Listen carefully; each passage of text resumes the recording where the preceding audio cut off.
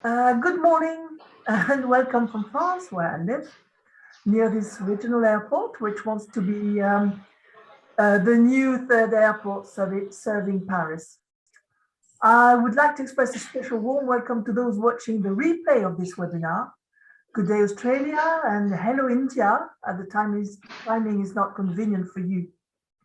I am Dominique Lazarski, and I chair Uecna, the European Union Against Aircraft Nuisance, the voice of European citizens suffering from aircraft pollution, affecting air quality and emitting noise. Noise has been the subject of most of our webinars, and today we are going to discuss noise-related metrics. These metrics allow the drafting of noise mapping around airports. Not only are noise maps based on noise modeling rather than actual measurements, but the index chosen is an average noise level, which includes period of quietness. LDN here in Europe, in the European Union, and DNL in the US.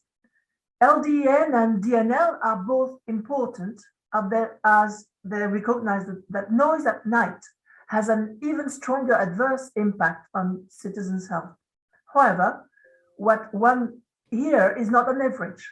It is an unwanted and loud sound increasing to a peak and then receding. An average does not show annoyance and reduces the intensity of the noise in the mind of the public. Indeed, LDN 50 dB is not a sound of 50 dB, and this may lead to confusion for people not already exposed to noise. So how can we show annoyance? What metrics are best to compare different situations and to properly inform the public?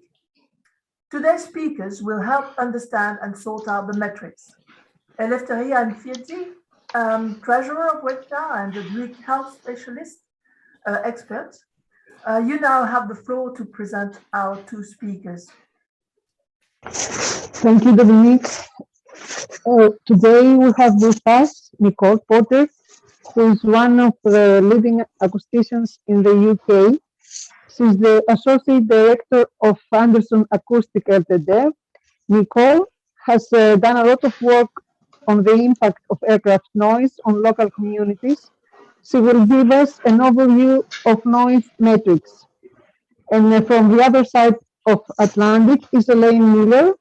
She's a leading community campaigner from the New York area. She runs a website Plane Sense for Long Island.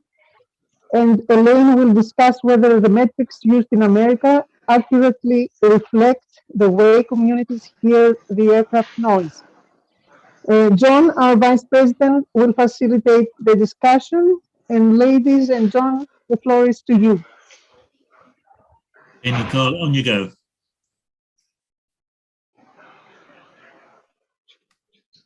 That classic, I'm muted.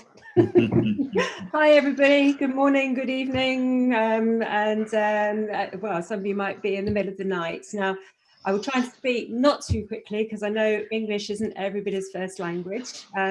John has asked me today to run through some kind of an introduction to noise metrics. I'm going to share my screen now. I'm hoping this will work. I'm sure John will let me know if it doesn't. And hopefully looks good. See that. Excellent, we like that. So I've got about 20 minutes to go through everything with you. So what I wanted to do was just talk a little about why metrics are important and why does their use often lead to some contention.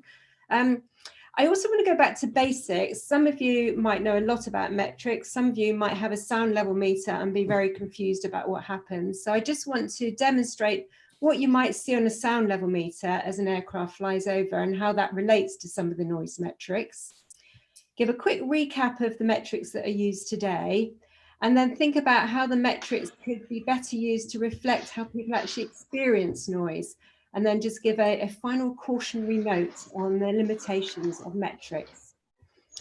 So starting first, why are metrics important? Well, for me, I think that they are a tool for understanding the noise environment and for effective communication. Sorry, I've got my screen's done something strange now. Let's just move that one there.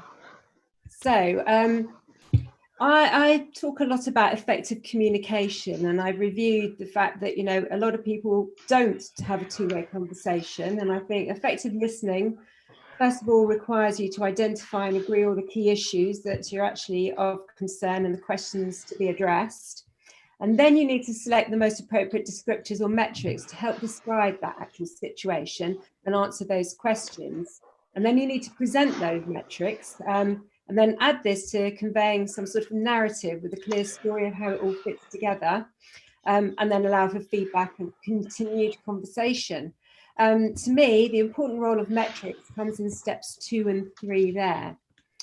But the use of metrics often leads to a lot of contention. I'm sure you are all aware. The metrics need to fit the need. Now, I think actually policymakers have very different needs to the local community. So metrics and policy making often doesn't reflect the concerns and experience of the individual. Policymakers need robust, objective metrics, mainly based on long-term averages, whereas the community would like to understand, have answers to questions such as, how does the operating pattern of the airport affect the way in which I'm affected? What happens at night? How will route changes affect me? Why are some days worse than others? How do the average noise indices relate to what I perceive? So all this disconnect I see leads to a lack of trust, and that leads to annoyance, and annoyance is the pathway to many other effects. Now, some of the indices are way too complex for everyone to understand, and I think some metrics that are used in some presentations and some policies, whatever, lead to concealing a lot of information and just lead to confusion. So I'm just going to try and demystify some of these for you, and look at some of the ways the metrics could better reflect the way people hear aircraft noise. So I've got a little video here talking about how aircraft noise can be characterized. I'm going to start it off, hopefully it'll come up, yeah. So we're going to demonstrate here over the next few minutes the single event metrics, noise exposure metrics. So we're going to start off with an A320 on approach. You might get some sounds, so I'm going to speed it up because this actually is a very slow lumbering A320 at the moment, and I don't want to take up too much of your time. So we've got the A320 coming in on approach here. And so we've got there the instantaneous noise level that you would see on the sound level meter. So that's what you will be looking at. So if we continue with this, we're talking about the Lmax. So the Lmax is the maximum level it reached. And then the average noise level is here, where we've got all that energy and we average it out on a decibel scale, just to completely confuse you. And on this one, that was 65.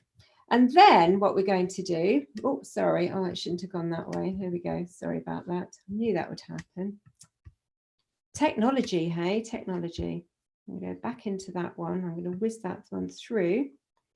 And so what we're saying there is the sound event level is you take all that energy of an event and you put it into a 1 second time frame and you add it all up, you get 85 decibels. So as you can see, probably already confusing those that are not acousticians, but you do have a maximum level, an average level, and then an event level. So moving on from this, the sound level events vary from flight to flight. So now I'm going to look at a 747 on approach, much bigger aircraft. We'll speed it up again for you.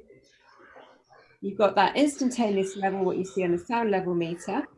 And then we're going to continue there, and then you'll have a look at the maximum noise level, and it could well be higher than the A320 on the approach. An example there of 86. These are all illustrative only. Then we have an average level coming in at 76. Then put it all into 1 second, and we get an SEL, an event level of something much higher, 96. So that just gives you an example of how what you see happen puts together into an average level. Lots of different factors on what actually can affect the sound level, whether it be the lateral distance from the aircraft, how high it is, the type of aircraft, the wind speed, direction, the speed of the aircraft, the weight of the aircraft, the number of engines, all those things, the thrust settings. So that will actually dictate the sorts of noise levels you get. But actually, we don't just have one event, we have lots of events over time. So this here is a representation of all these events happening over time, lots of different aircraft events. So what we then do is we then take an average over time. So on this particular one, we've got 66. And then what we are going to do is we're going to go on from there, and we actually look at something called the N65. So that now is the number of noise events above an L max of 65. I'm going to let that play for you, and we'll see there in that one that there was 14 events. And now we're saying, well, actually, how much time is spent above 65? So we add up all those times, and we get the time above metric, where we add all this together. We've got 99 seconds there for this example.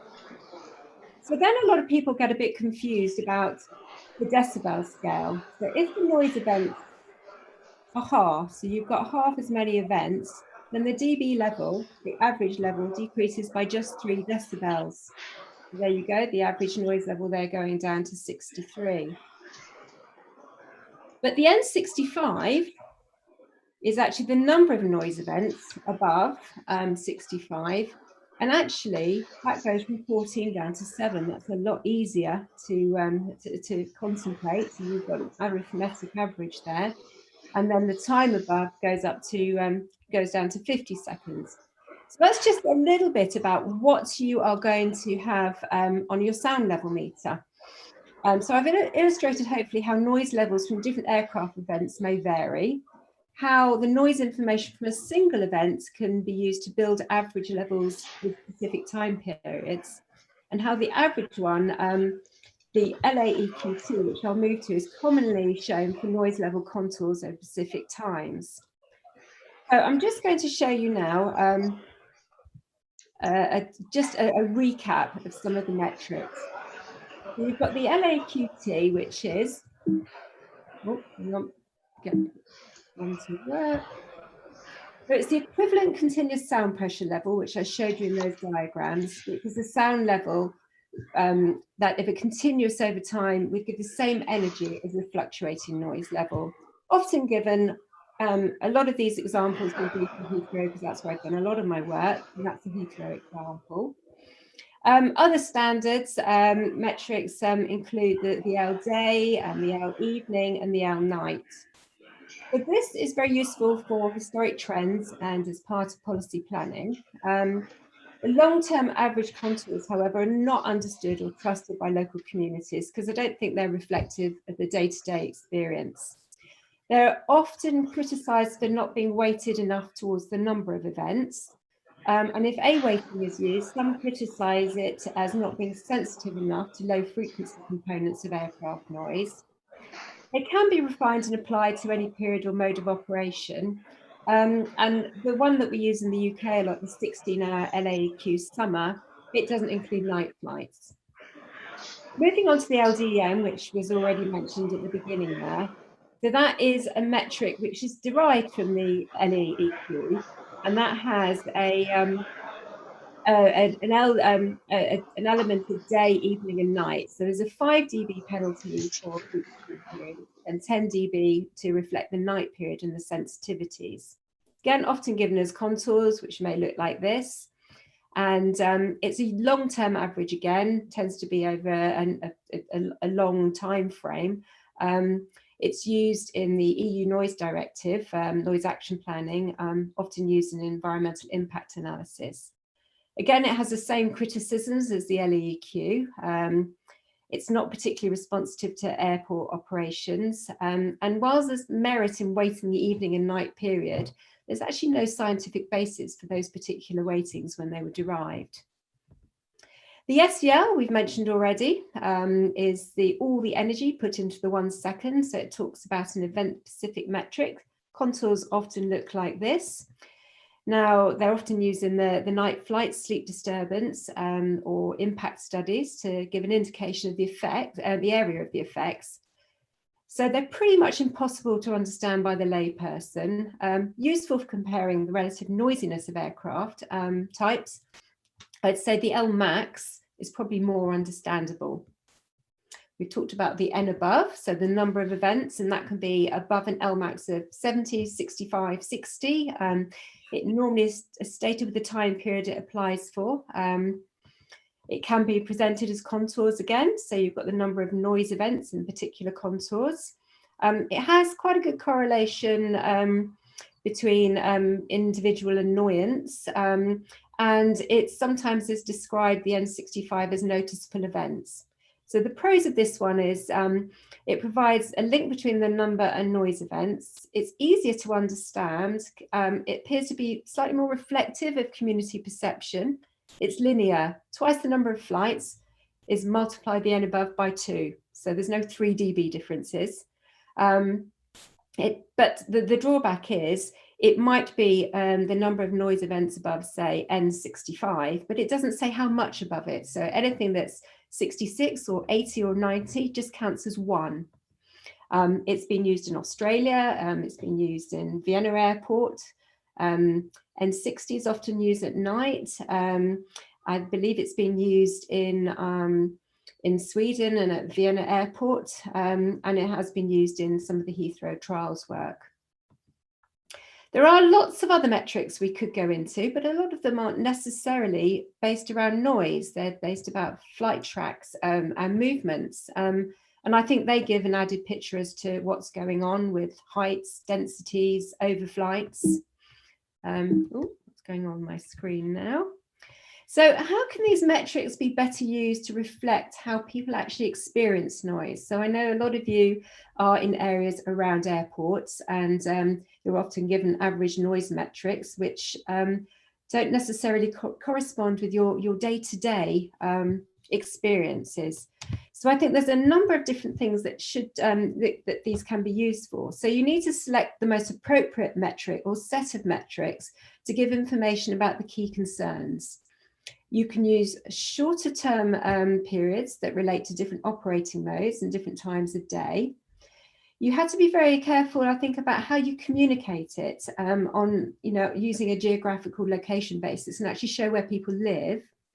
You shouldn't just consider the metrics as such, but the change in noise metrics to get more of an indication, because human response is more tends to respond more to this the change as opposed to absolute values. And I think any metrics, you need to explain the uncertainties and the limits to the application of that metric to a specific purpose. Just going to give you some examples here. So metrics are often presented and communicated based on long-term averages, tables, graphs, and contours. I'm sure many of you have seen a lot of these, probably come up with questions such as, but how do these relate to my day-to-day experiences? Another one I get is, I live outside the contour, but I'm annoyed. And actually that serves to annoy people even more, that they feel like they're not being recognised. So you can actually refine the LEQ metric. You can get it to reflect different operating patterns and become more reflective of the experience and understanding. It can be presented in a number of different ways. So I've just got an example here. So Heathrow Airport, again, a lot of my examples are from Heathrow because that's where I've done most of the most recent work. Heathrow operates a system of rotating the runways at 3 in the afternoon. So instead of giving an overall average over a 90-day period, then you can actually give some of the information by time of day. So these are just averaged over the period where there's a use on the southern runway. These are the departures, and then all departures here on the northern runway. Then you get here, we put with their flight tracks, gives you slightly more information than just the contours. You can actually use grids. So instead of having definitive lines where your next door neighbour might, have insulation or whatever, or they're in the 57 or the 55, and on from there you're not. Really, it's a bit more definitive to show grid points. But also it's more, I think, informative to show postcode points where people actually live. And that's a lot more informative to both the policymaker and those actually suffering from the noise. Now, there's other ways to demonstrate a lot of information. Some people say, well, actually, I've got an LEQ average summer period, which gives me this, but it's really not telling you that I'm actually more disturbed in the evening. So you can break down the LEQ here into different times, hourly LEQs. This particular example shows an easterly LEQ and a westerly LEQ. And it's saying on easterlies, actually, at this particular location, these are measurements that were taken, you've actually got quite a high level in the evening, and it's way above the kind of background level. So this would actually show you, you would expect a lot more disturbance in the evening, the lower background noise levels and the higher noise levels on easterly. You can take these through and you can actually show N70s or N60s, etc., by time of day as well. Again, it tells you here, at this time of the evening, yes, there's a lot more events happening and a lot more noisy events happening. So you need to pick your metrics to actually reflect that. Some of the information I think that metrics can show is, how do levels vary between different aircraft? That's when you bring in the sound event levels. And this is just an example of something that we did for some of the noise monitoring reports, showing you that, yes, the 747s had a much higher SEL, so they're the noisiest aircraft. So you're using your metrics there to reflect what's going on. This might look a bit daunting when you first look at it, but a lot of what I've heard is I think the flights have become more concentrated, and an average LEQ contour is really not going to give you that information. So what you can do is look at different metrics. Now this takes a gate through, this takes a gate through some a pattern of flights, and it says actually, it's kind of like a heat map. It says, right, in this particular year, the flights were generally around this area here on this particular route. And then 4 or 5 years later, you do the same thing. And you see that actually they've become more concentrated in this area and they've shifted slightly. So this sort of way of using metrics will actually reflect more the questions and answers to the particular. I think it's become more concentrated, and it gives the information, and actually both the industry and the community can agree, yes, this is what's happening. And then therefore you can then use the metrics to then move forward and start looking at the situation, what's led to it, and what the solutions may be. Another one that I've come across a lot is I think the planes have got lower. So why rely on noise levels when you can actually take a cross section and actually look at the height of those? And actually this particular example says, yes, that the heights did get lower. So the other important thing to look at is noise change over shorter time periods, because I think it's very important to the individual's perception. So what we've done there, just in this example, it is actually using, there are some noise contours in there, but it's using changes. Now, obviously, when the wind changes, you can fly on easterlies or westerlies. And this is showing here that actually on easterly days, if you've moved from westerlies to easterlies, this pink area has an increase in noise level. And it just gives you a bit more of an understanding. If you move from the east flow, move from the west flow to the east flow, who's going to have increase in noise level and who's going to have decreases in noise level, and reflects more the day-to-day experience. Change maps were used in the 2014 trials. And I know there's some people on this webinar who are very familiar with these.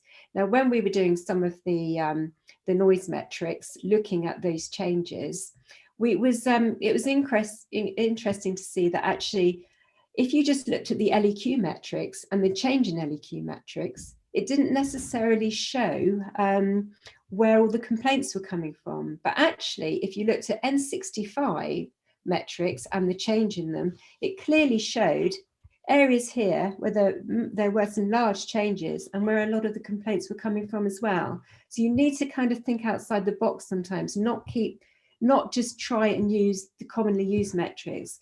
Make sure you're using the right metrics to depict the right issues being reported. So I think probably I've proved to you that the world of metrics can be complex and confusing. You need the right set of metrics, the right set of tools from the toolbox presented in a very clear way.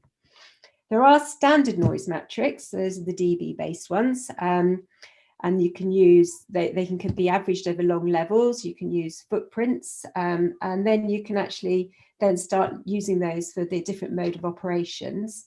There's also the supplementary ones. These are the N above, the T above, and you can average these over longer or shorter time periods and by mode. I haven't gone into PEI and AEI because I've only got a short amount of time, but we can look those ones up. You can look at the non-acoustic information. You can also use metrics to start going into health and pound values, but I'm not going to touch on those here. So really, in conclusion from all of that, why are metrics important? Well, yes, they're a tool for understanding of and for effective communication about the noise environment, but they need to fit the need. Policymakers have very different needs to the local community. Each metric has its own value and provides a set of information in the jigsaw. And used in isolation, each metric has limitations. But I think that used together in the right combination for the need, they should be able to communicate impact in an understandable manner that relates to the individual to better reflect the experience and help build trust and dialogue. Final caution, I know that we will be going on, I think in the next one, to talk a bit about annoyance. Objective metrics can only describe the acoustic characteristics of the environment. They can be used to predict a response, such as annoyance, using dose-response relationships, which are all derived from research. And you'll see dose-response relationships have, prevalence of annoyance versus, in this case, the day-night average sound level. You'll see that huge range of dots. It's almost like a scatter plot, and someone's got to draw a line through them. So there is always going to be people outside this line. So you can predict the noise levels and the noise characteristics, but using that to predict the actual annoyance, there are going to be limitations, because response to noise is influenced not just by the acoustic factors, but also what we think, see and feel, the non-acoustic factors. So there are limits to what we can ask noise metrics alone to predict. And in fact, studies have shown that at best 1/3 of the variance in annoyance response can be explained by the acoustic characteristics, 30 to 50 with the non-acoustic factors, and then the rest are unexplained.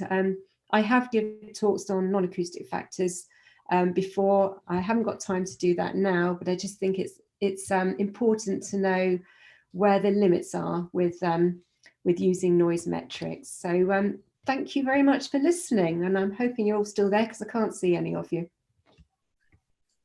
Thank you very much indeed, Nicole. Not only are we still here, we're increasing in numbers as you were speaking. Thanks very much. We'll have the question discussion after Elaine has spoken. So the floor is yours, Elaine. And if you take yourself off mute, it'll be even better. Okay. Right, nice one.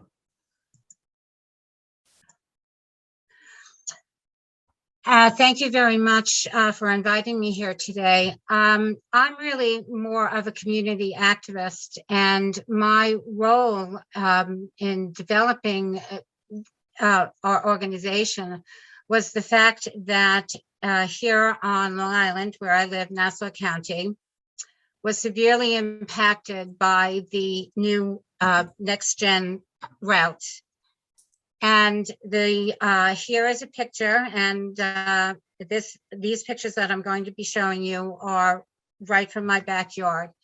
And it has been said many, many times by the FAA to our communities that we are really not severely impacted, that we live in a 55 DNL area, and that the noise really isn't as bad as we think. And that's why I entitled this, what I'll be showing to you is Believe Everything You Hear. So let me just go on to, And for those of you who do not know of Long Island, I'm just give you a map, and it consists of Kings County, Queens County, which is part of New York City. Then we have Nassau County, in which I live, and then Suffolk County. On the map to the right of your screen, I know it's not the best picture, but if you could see the airplanes, you'll see where JFK is located in the southern part of Queens, and LGA in the northern part of Queens. And this little dot out here is MacArthur Airport. Okay. These are some of the pictures that I've taken. I've taken hundreds and hundreds of pictures of what my day can be like. And as you see, I tried to put them in perspective with getting some trees in here. I was almost directly underneath it, so I had no perspective in this. And this last picture here is LaGuardia, because Nassau County also is impacted by LaGuardia Airport, which we never had until Next Gen Flight Paths. So this is the top of a telephone pole at my neighbor's house. I got to get this shot here. So you could see that we have very, very low flying planes. The number of planes are extraordinary in a day. I have counted at one time over 300 planes in a 24-hour period. Normally I get between 250, 270, and this can go on for 3 days, nonstop, including the night. Of course, there are less during the night, but nonetheless, they continue to fly during the nighttime period. So I just wanted to give you a brief indication of what we do receive here. So JFK, the last, I used the January 2022 data. And in that period of time from JFK, there were 32,500 total operations. So that comes to 1,480 flights per day. That's in January. We've had higher numbers, we've had lower numbers. If you see on the here that these numbers indicate the times when COVID and restrictions were put into place. So that's why these numbers are so low. And then you'll see them increase. Now, the flights into Nassau County, we have 3 major runways that will affect our areas. And runway 22 are arrivals, runway 4 is departures, and runway 31 is arrivals. And the total flights into Nassau County are 13,000 for the month of January, 13,467 into Nassau County, and that's a total of 41 operations into our county. Now, the FAA noise monitoring system, which, as I said, outside of the immediate area of the airport itself, it is shown that most of us are experiencing less than a 65 dBA DNL. As you can see by the color-coded scales, the closest ones to the airport would be the ones in red. So there are 18 noise monitors altogether, 13 in Queens and 5 in Nassau County. The ones in Nassau County were put in by the Port Authority. They are not posted on anything there, and a lot of them are not directly under the flight path itself. So they could, the noise monitors that we have in Malvern, which is right here, shows a 55 DNL. So they're saying to me that I'm safe, and I, showed you the pictures of the flights. Also, the noise monitor is about 6 blocks south of me. So they are not picking up the direct flights right over our home, which I showed you in the photographs. So therefore, I don't think that these are really accurate. There is East Hills right here, shows a 52.6 DNL. That noise monitor is pushed back in a park covered by trees. So that's not really indicative of what's really happening to our communities here on Long Island, which we're getting really hit very hard. Now, these have been removed. If you see RM, this is Valley Stream. They get very low altitudes.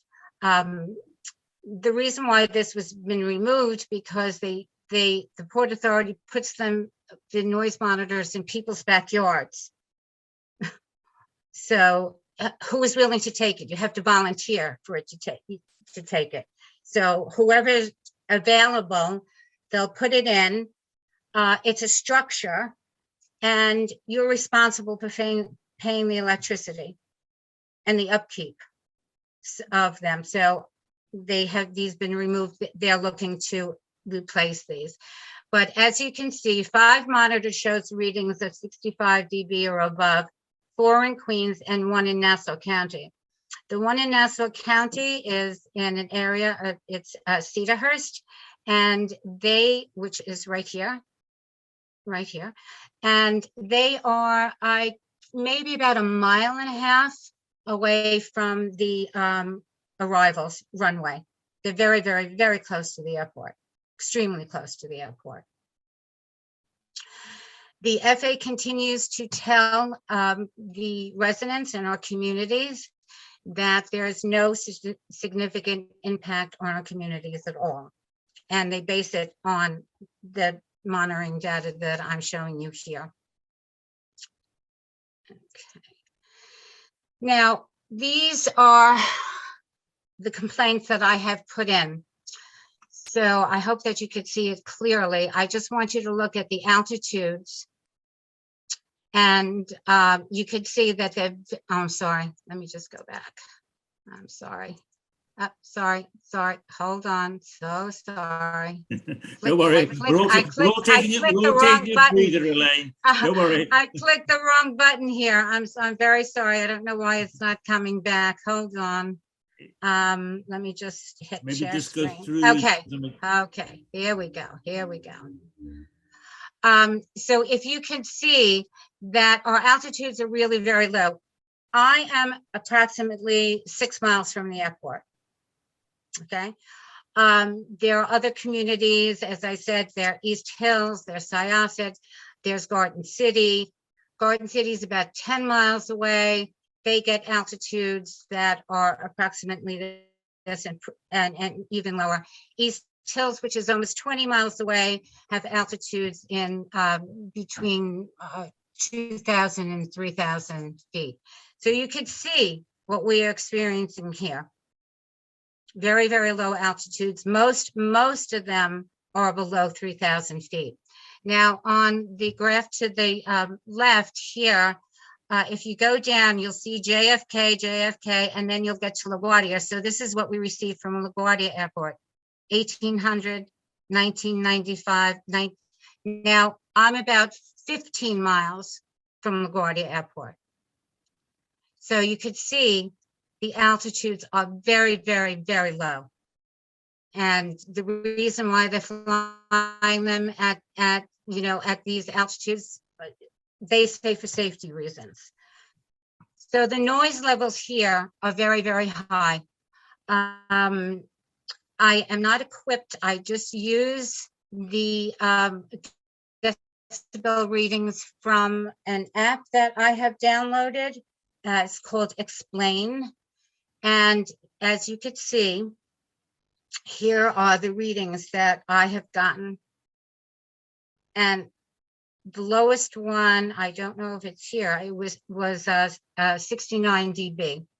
So most of the time when I am taking this data and getting this data from these are the readings that I'm getting. And as I said, the FAA tells me and all communities here that there is no impact of noise at all. So also another important factor, that the FAA does not accept data from outside sources. So the data that I showed you previously on the previous screen, all of that data was from air noise. And that's a third-party app that goes directly into the Port Authority and is registered there. This is not even registered at the port, at the FAA or the Port Authority. This is just what the individual resident or household can start collecting themselves and registering the decibel levels. So I wanted to say thank you to all of you, and we do believe everything that we hear, no matter what the FAA tells us that we're not hearing. We know what we're hearing, we know what we experience, we know the levels of noise and how it has been affecting our homes and the quality of our lives. And I thank you once again for having me on to share this information with you. Elaine, thank you so much. That was absolutely fascinating. If you stop sharing your screen now, then we can look at everybody. And it's good to see you all. If you want to put your cameras on, that would be even better, but don't feel obliged to. Yes, I think if you can put up your hand, if I don't see you, just start speaking, because I can't see absolutely everybody on the screen at the same time. We have a hand up, I think, from Mike Gerard. Mike, is your hand up?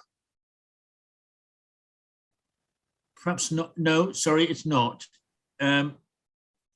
Okay. Got a hand up from Robert Buick.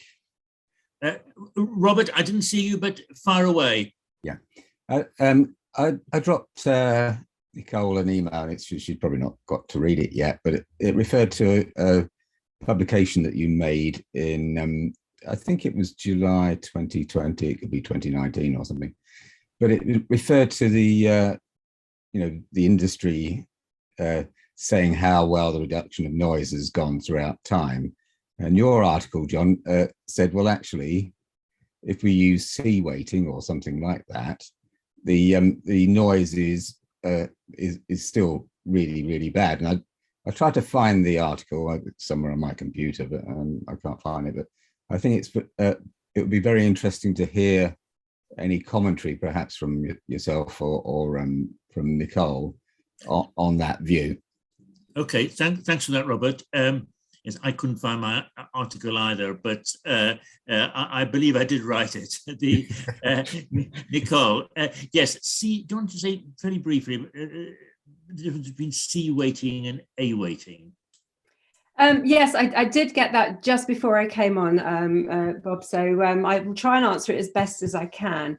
I did quickly have a look at putting a picture up of the C weighting and the A weighting. I'm just wondering if I can actually show people, because some people might not be familiar with. Hang on a minute. Oh, see if I can get out of that one. No, it's not going to work now. Sorry. Stop sharing. See if I can get the right picture. I can't get the picture on there now, but effectively people talk about A-weighted sound and C-weighted sound, and most measurements are done for aircraft noise using A-weighted sound.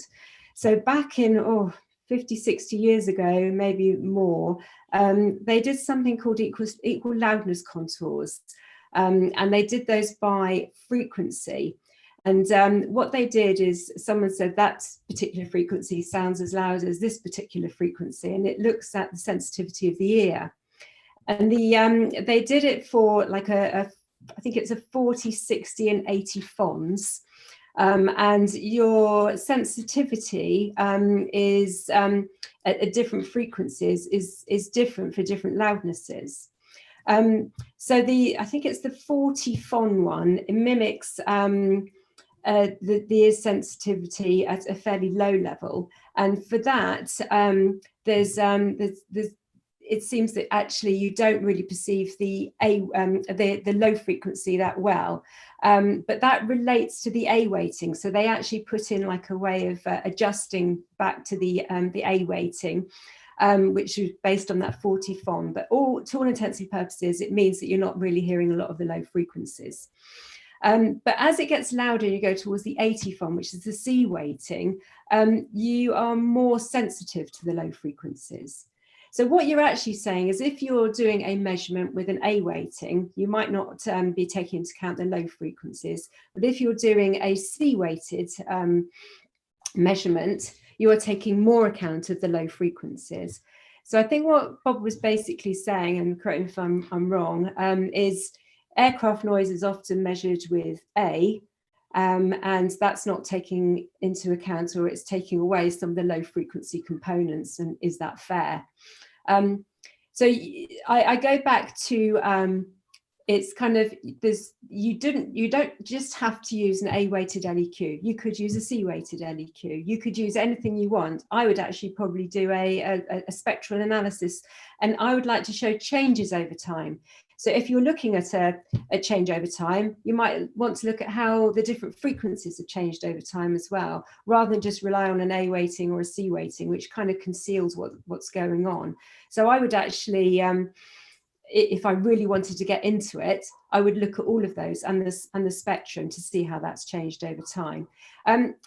The key though in policy, a lot of policy relates to the research work that's been done and relates it to the effects and the impacts. And a lot of that's been done with A weighting. So I think actually the average A weighted values tend to be used more in policy because it's supported by research, which has used A weighting. Sorry, long answer to a shorter question. Hopefully that makes a little bit of sense. Yeah, that was very useful, Nicole. I see three hands up, and we'll take them in this order. There's Arlene, then Jean-Claude, and then Paul. So on you go, Arlene, and welcome. Welcome. Thank you. And thank you, Nicole. I have a couple of questions. First of all, noise is hazardous to health and well-being, and it's not just a function of annoyance. And so when you speak about the impacts of noise on individuals, metrics that reflect health impacts tend to get much more attention than when metrics are being used and speak of annoyance. So I find that important, because if you use weight metrics to find out how much an individual weighs, and you are concerned about the measurements, but when you find someone weighs 180 pounds and you begin to relate it to health, not just that the person is heavy or as the person is annoyed, I think then you may then seek out other ways to better assess the impacts of aircraft noise, and you suggested C weights. The second thing I would like to ask of Nicole, when she talked about acoustics actually impact only 20 to 30% and non-acoustic indicators 30 to 50%, does she have a copy of a paper that adequately measured and assessed the impacts in that way so that these conclusions could be reached? So I would appreciate if she sends it to John, and then John can send it to me, because I would like to actually see the factors that were assessed and how they believe these factors impacted on individuals. Thank you very much. Thanks, Arlene. Yeah, a quick answer if you can, Nicole. Thanks. Quick answer. Yes, I can send you, I can send some links to some papers where a lot of that comes from. I will send that to John. And in terms of, I'm not necessarily advocating C weighting, I'm just advocating to using more than just an average noise level. Thank you. Yes, Brilliant, much more. Brilliant answer, Nicole. People keep watching the chat, because some of the questions you people are asking in the chat are also being answered by other wonderful people on the call in the chat. So everybody keep watching the chat. We'll also, I think, Dominic, be able to save the chat, won't we, at the end, and make sure that that's available, as will the recording be. Okay, Jean-Claude, it's all yours. Yes, thank you very much. My question is related to the threshold that the World Health Organization has defined as becoming critical. Everybody knows the 45 dB level that the WHO has defined, and I am surprised that none of the presentators have mentioned this threshold, and I would like to know if, since it's really a criteria which affect, above which the health of people is affected, I would like to know if somewhere in the world people are using this threshold to alert or warn the population or alert the authorities. I don't, just before Nicole comes in, I don't think they are, Jean-Claude, but Nicole will know for sure. I don't think anybody is actually using the World Health Organization metrics right now, are they? I don't believe so. Well, first of all, I'm not a policy person. So I was asked to talk about metrics, not necessarily about the thresholds of the metrics. But we did use, in some of the work we've been doing at Heathrow, we did look at those. And I do believe they're still being questioned by some on whether they're ideal world targets, something that could actually reasonably be achieved without actually closing down an airport or with the effects of the background noise levels. So as far as I know, they haven't actually been used in practice yet in any cases that I know about. There's lots of discussion on it and lots of different articles, but no kind of the basis of anyone, I think, taking that into any strong arguments and policy arguments yet. No, I think that's right. Paul.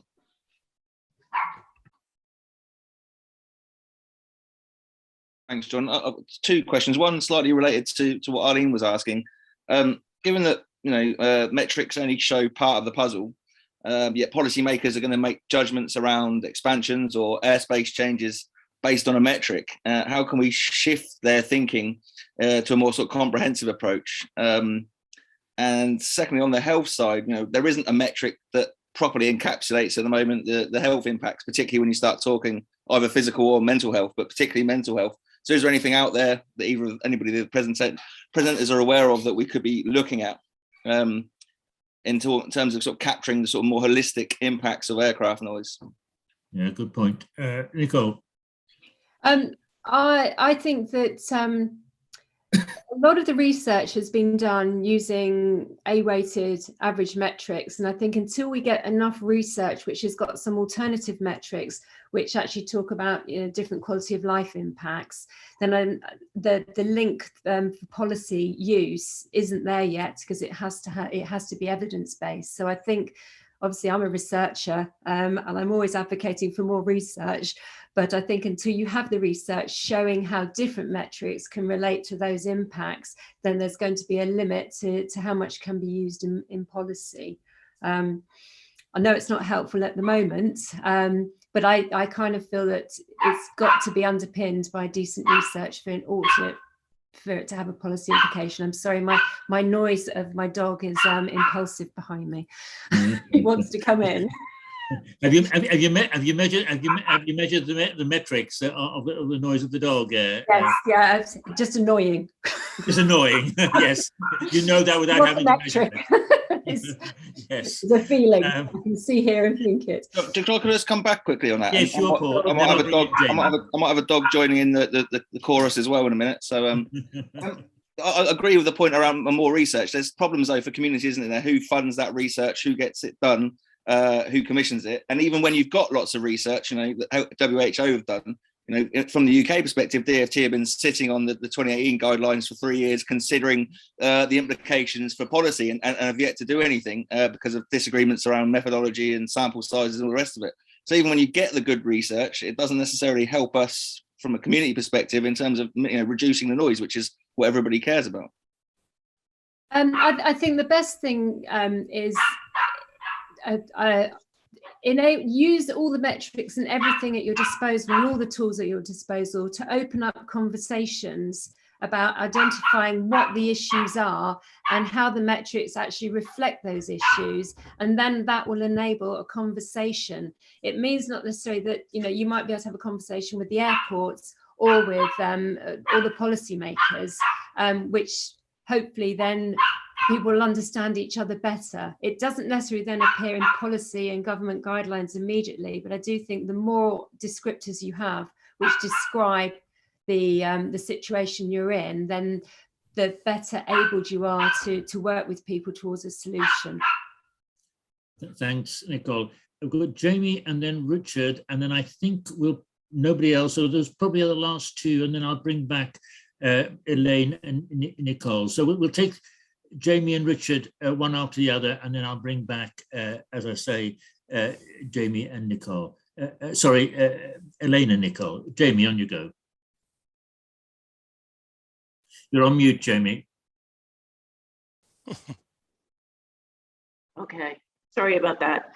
I worked in health economics and health outcomes for many years, and I'm thinking as I'm listening to the talk that it would be really helpful to bring in some epidemiologists and health economists that do modeling work all the time and use certain risk equations based on research. Now, I know I'm trying to think of the studies, but I know Rick Neitzel was involved here in the States and looked at the impact of reducing noise by 5 decibels on the cost of hypertension.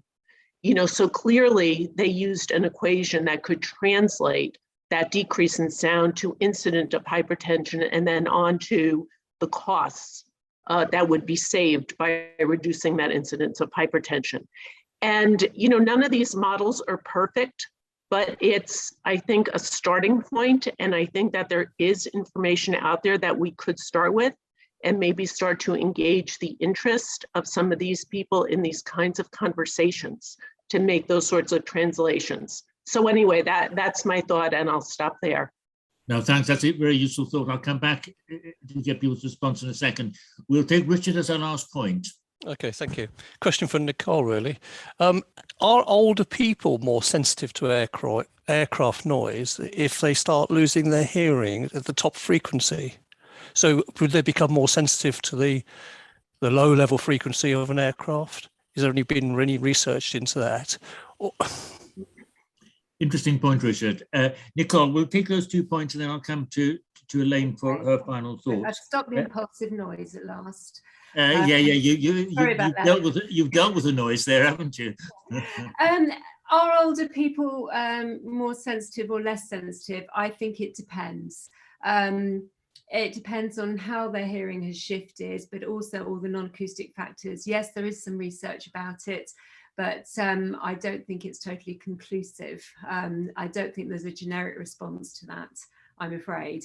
There's a lot of other factors that come into it. But there has been studies done looking at that as a factor, as a modifying factor. In terms of Jamie's comments, yes, obviously I've only talked about metrics. I hinted at the dose response curves, but there has been a lot of work done on risk analysis and epidemiologists looking at DALYs and QALYs. Oh, dog's off. And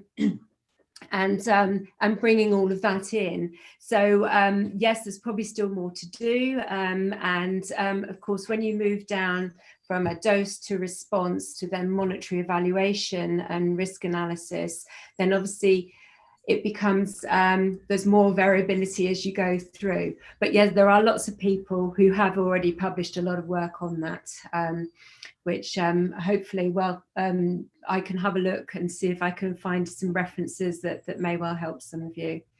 I can, help as much as I can. Thanks very much, Nicole. Elaine, any final thoughts from yourself?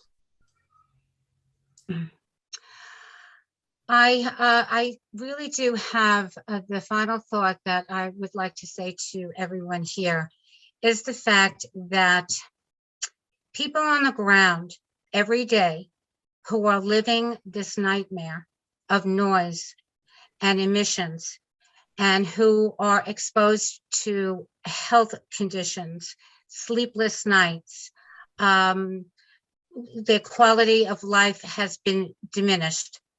We are marginalized by the FAA here in America. I don't know what it's like for you in Europe and in London around Heathrow Airport, but we are marginalized here. Our voices are not heard. We are told that they are the experts and we are not. And no, perhaps, the resident who is just, the normal worker going out to, make sure that his family and her family is happy and safe and well taken care of. No, we don't have the expertise in noise studies or metric studies, but we know what we hear. We know what we feel. We know what we're going through, and it has been a horrendous deal for us. And the fact of the matter is that these agencies continually tell us, no, that this is not what you're experiencing. And they come with the data, and they come with data that is skewed, is not presented properly. They will tell us that the new system of the next gen flight paths had reduced noise for 94% of the people. So if you want to take that statement, that means 6% of the people receive all the noise. So use their logic. Just use their logic. Then they'll tell you, no, really, there's only about 350,000 people across the United States, mind you, that are affected by the noise. Well, here in Nassau County, there are 1.4 million people that live here.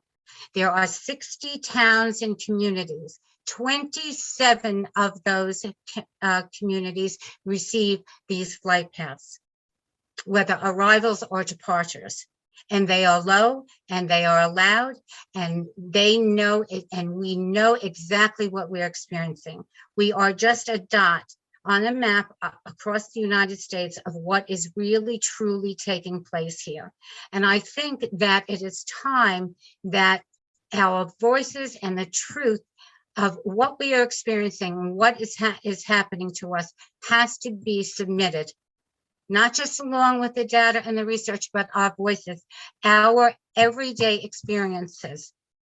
And that is what I really is so important. And it's so important to the residents here because a lot of them are putting up their homes. I get a lot of phone calls, a lot of correspondence of people that say, I cannot live like this any longer and I have to move. Now, this is not the way any one of us should be living. So I thank you very much for your time, and I thank you very much for listening. And thank you, Nicole, for great information. John, Dominique, thank you, and thank you all.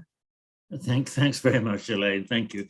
Just before I pass back to Dominique for a final word or two, a couple of things. Jos Jonkers, who had just had to leave, he raised an interesting point in the chat as to whether there's anywhere in one place where there's best practice about the metrics that are used at different airports. Now, we'll try and find out. I mean, the ANIMA report, which has just been produced in Europe, I think it certainly has some of this. Some of it's quite a technical report, but I think it may be there. But we'll leave it with us and we'll see if we can come back and at least put something on our website if we can find best practice in any one place. I'm not entirely sure it's there, but let's see what we can do. The other thing is to say that our next webinar is on the 25th of April at the same time. And it's a really interesting topic, a topic that a lot of you have asked us to try and cover.